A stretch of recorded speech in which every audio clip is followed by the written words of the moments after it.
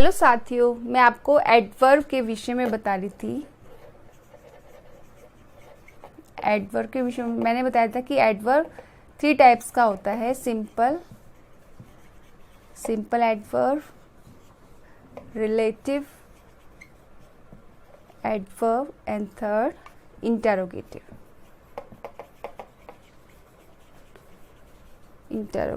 तो मैंने आपको सिंपल के बारे में बता दिया था। जो हमारा सिंपल होता है उससे क्या शो होता है, वो किसको इंडिकेट करता है? टाइम को, टाइम, प्लेस, नंबर,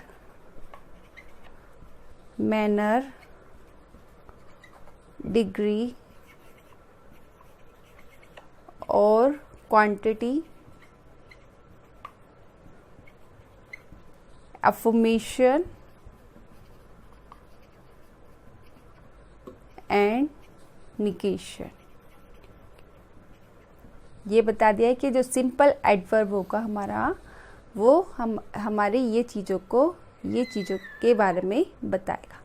अब जो हमारा अब हम बताते हैं आपको इसका सेकंड रिलेटिव एडवर्ब। जो रिलेटिव एडवर्ब होता है उसमें क्या होता है, 2 वाक्यों को जोड़ता है। रिलेटिव एडवर्ब हमारा 2 वाक्यों को जोड़ता है।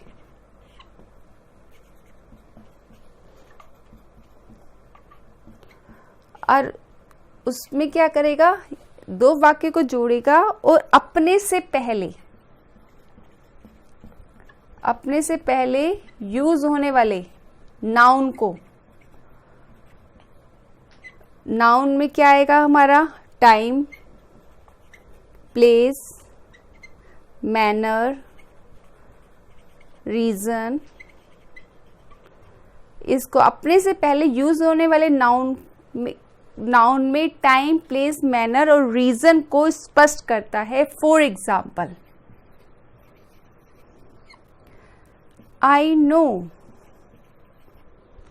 I know the time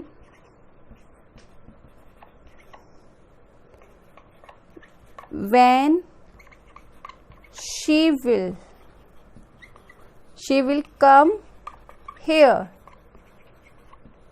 I know, मैं जानती हूँ, the time, वो टाइम, when, जब वह यहाँ आएगी। तो इसमें when क्या है? ये हमारा क्या है? Relative adverb. और इससे पहले 2 वाक्य हो गए। देखो इसमें आई नो द टाइम, एक ये हो गया वाक्य, और दूसरा हो गया when she will come here. She will come here, ये दूसरा हो गया। ये पहला हो गया, ये दूसरा हो गया। ये रिलेटिव एडवर्ब हो गया। अपने से पहले होने वाले, अपने से पहले प्रयोग में आने वाले नाउन क्या है? इसमें क्या बता रहा है?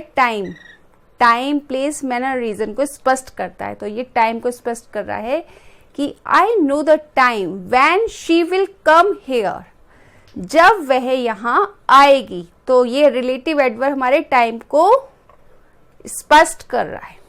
अब हमारा इसका दूसरा एग्जांपल हम देखते हैं। Tell me the place where she was born. Tell me, इसमें भी 2 वाक्य हो गए। टेल मी द प्लेस, एक ये हो गया और एक हो गया शी वाज बोर्न। इसमें भी 2 वाक्य हो गए। दोनों वाक्यों को जोड़ रहा है। तो ये जो वेयर है, ये क्या है? ये हमारा रिलेटिव एडवर्ब है। ये क्या कर रहा है? Tell me the place where, और जो प्लेस है इसमें इस पहले वाक्य में प्रयोग होने वाले नाउन प्लेस को क्या कर रहा है? ये जो हमारा रिलेटिव एडवर्ब है ये स्पष्ट कर रहा है। इसका तीसरा एग्जांपल देखते हैं। Do you know the reason why she came here? Do you know the reason, तो इसमें भी दो वाक्य हो गए हमारे। Do you know the reason, why क्या हो गया, वाई रिलेटिव एडवर्ब हो गया। शी केम हियर, ये हमारा सेकंड वाक्य हो गया है। तो जो रिलेटिव एडवर्ब है, इस पहले वाक्य में यूज होने वाले नाउन रीजन, जो रीजन है उसको स्पष्ट करता है। Do you know the reason why she came here. तो मैं उम्मीद करती हूँ आपको रिलेटिव एडवर्ब समझ में आ गया होगा। Thank you.